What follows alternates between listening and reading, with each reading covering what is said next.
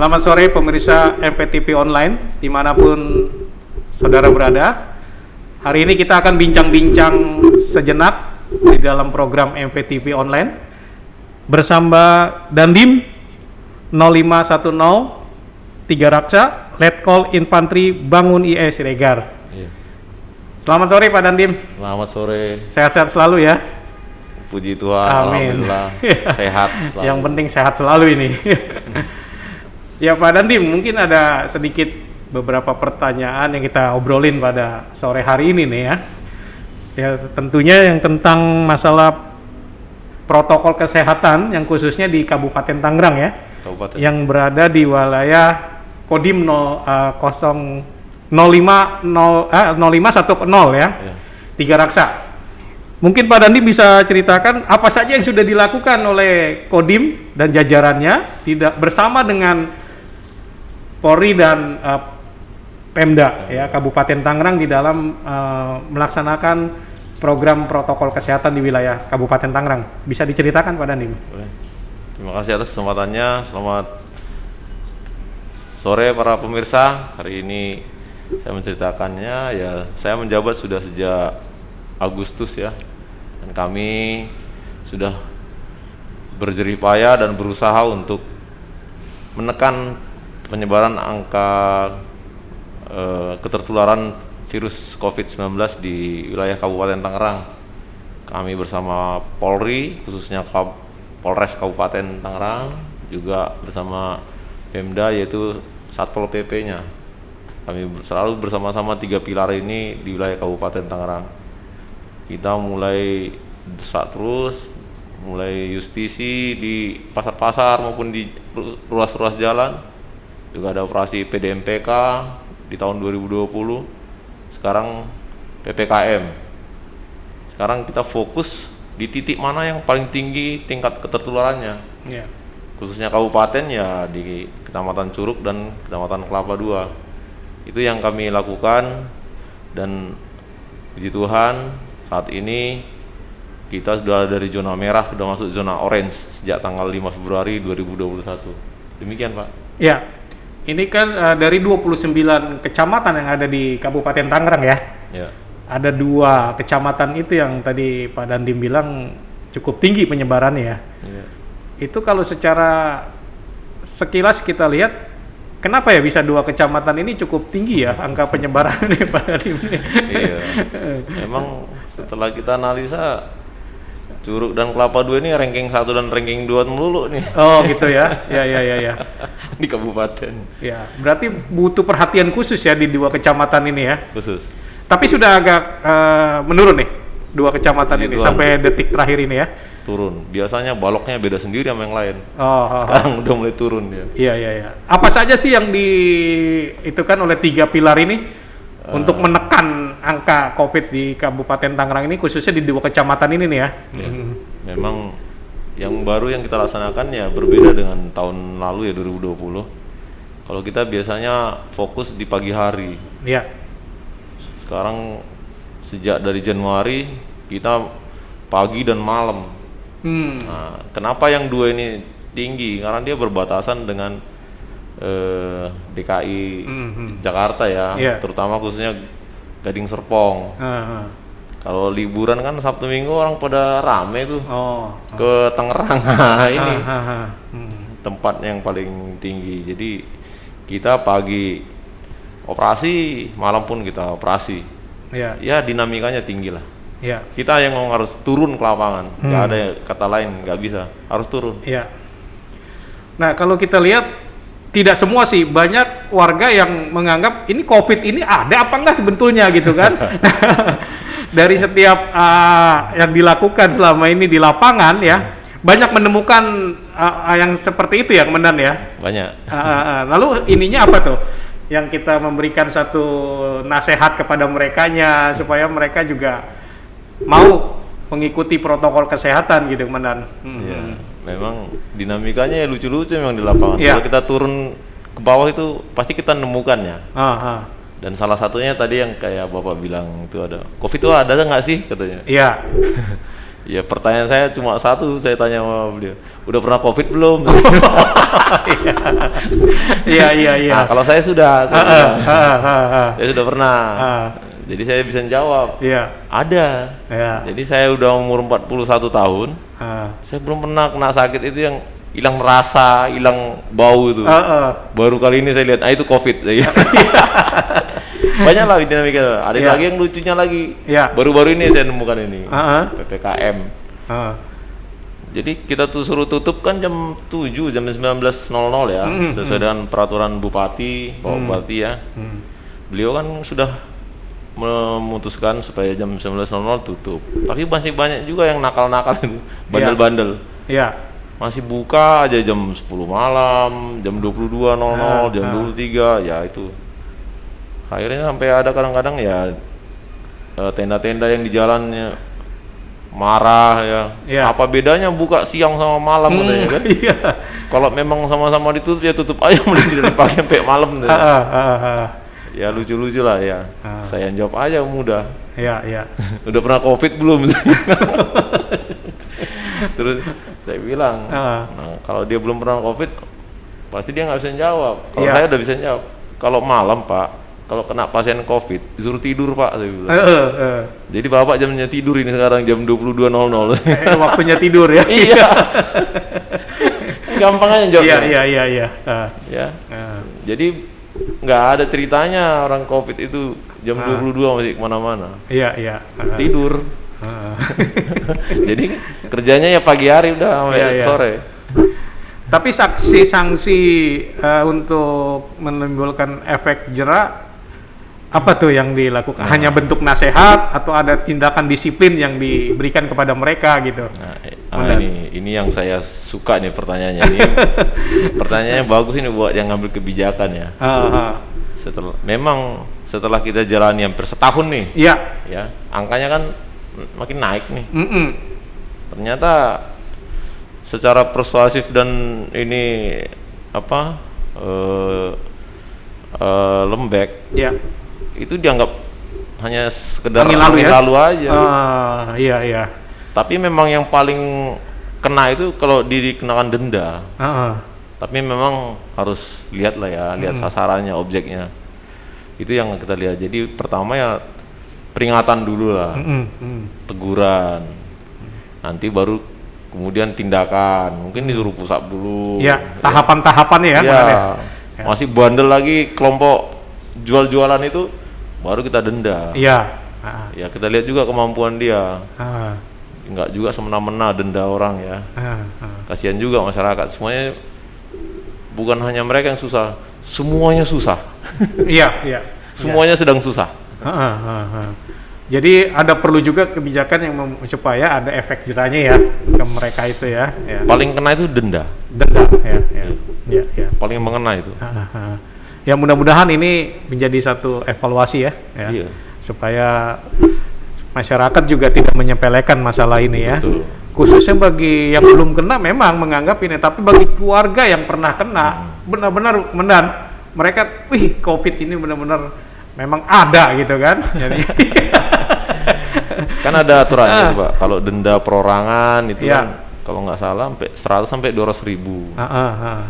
Mungkin ya kelas-kelas di jajanan disamakan perorangan. Tapi kalau udah kelas usaha pertokoan atau usaha rumah makan kafe, itu kisaran kalau nggak salah 25 sampai 50 juta. Itu kan sangat terasa kalau dia didenda. Nggak akan nakal dia, nggak akan bandel dia. Buat shock terapi juga kan ya. Dan dia akan cerita kemana-mana gitu. Iya. Ya, lalu kemudian bentuk apa namanya yang sudah dilakukan program yang PPKM yang sudah dijalankan ini ya kan, itu tentunya kita berharap akan sedikit mengerem ya laju peningkatan COVID-19 ini. Bagi Komandan sendiri harapannya gimana nih supaya ada penekanan angka COVID? Ya tentu kita bicara wilayah Kabupaten Tangerang ya, mungkin bisa disampaikan Komandan. Ya, penyampaian saya ada dua hal, khususnya kepada orang yang sehat dan mampu. Ya. Marilah berbagi kepada orang-orang yang susah, yang memang benar-benar ini jadi sangat membuat kehidupan korban-korban akibat dari proses atau bukan ekonomi ini jadi sangat kesulitan ya. Marilah kita berbagi melalui bantuan-bantuan sosial atau ya apa aja lah. Itu bagi yang punya kemampuan. Tapi kepada seluruhannya ya saya minta tolong supaya tetap melaksanakan protokol kesehatan dengan kesadaran tinggi. Ya, sudah selalu diingatkan pakai masker, tapi masih aja ada yang nggak pakai masker. Pakailah masker. Yang kedua ya jangan berkerumun atau jaga jarak, ya, menjaga jarak. Ya jaga jarak lah. Ya. Yang ketiga ya sering-sering mencuci tangan pakai sabun, air mengalir. Laksanakan itu saja 3 itu. Harus kesadaran tinggi, Pak. Dari COVID sekarang coba saya ingin beralih ke banjir nih, Pak Dandim nih. Ada beberapa titik juga ya di Kabupaten Tangerang yang butuh perhatian, daerah-daerah yang memang rawan banjir ya. Ada. Yang menurut pantauan Pak Dandim gimana untuk antisipasinya ini, tentunya khususnya untuk membantu mereka yang terdampak banjir ini, Mendan? Ya untuk saat ini sih yang di DKI sudah ada ini ya korban dan pengungsian yaitu di Jakarta Timur dan Jakarta Selatan. Untuk di Tangerang sih sampai saat ini belum ada karena memang sudah antisipasi Bapak Bupati kita dengan melaksanakan berbagai normalisasi sungai tahun 2020. Sekarang ya tidak parah banget lah. Adapun paling hanya 20 cm. Terus itu hilang lagi. Genangan aja ya berarti genangan saja. Jadi untuk wilayah kabupaten saat ini yang ada genangan itu ya di daerah Kronjo, di daerah Kresek, sama di Tiga Raksa. Kalau dulu sih tinggi ya, tapi sekarang enggak, udah hilang. Airnya yang sedikit apa gimana nih jadi? 20 cm ya? Iya. 20 cm. Sampai saat ini. Padahal curah hujan cukup tinggi ya, Mendan ya, untuk tahun ini ya. Sampai tanggal sekarang 9 Februari hanya 20 cm. Dan itu pun surut. Iya. Ya terima kasih lah kepada Pak Bupati, Pemda yang sudah mengantisipasi duluan ya. Oke. Terus Mendan, tapi untuk mengantisipasinya melibatkan melalui Koramil dan melalui Babinsa atau apa sudah dipersiapkan juga itu ya untuk membantu ke situnya ya. Mungkin sudah dibuat perahu-perahu untuk menyiapkan ada. Kalau benar-benar terjadi banjirnya itu. Saya sudah nyampaikan kepada Dan Ramil atas perintah juga petunjuk dari pimpinan kami Bapak Pangdam Jaya juga dan Rem 052 Wijaya Krama supaya tiap-tiap Koramil itu menyiapkan rakit buatan. Jadi sekarang semua Koramil di jajaran kita kabupaten ada rakit buatan yang dibuat dari tong, drum, terus jerigen. Nah, itu sudah disiapkan ya minimal 2. Iya, dalam satu Koramil itu ya? Pasti ada. Kemudian ada juga perahu karet, ya. Dan itu harus dilatihkan. Jangan juga nanti dibuat tapi nggak tahu makainya. Nggak bisa cara satu dayung ke kanan, satu dayung ke kiri. Nggak nyampe-nyampe. Nah, dia harus ada kapasitasnya juga kan. Berapa orang muat. Dia buat kerakit muatnya berapa orang. Nah, gitu. Jadi kalau sudah dilatihkannya dia akan tahu menggunakannya. Untuk saat ini semua Koramil sudah melatih mereka sudah. Makasih Mendan.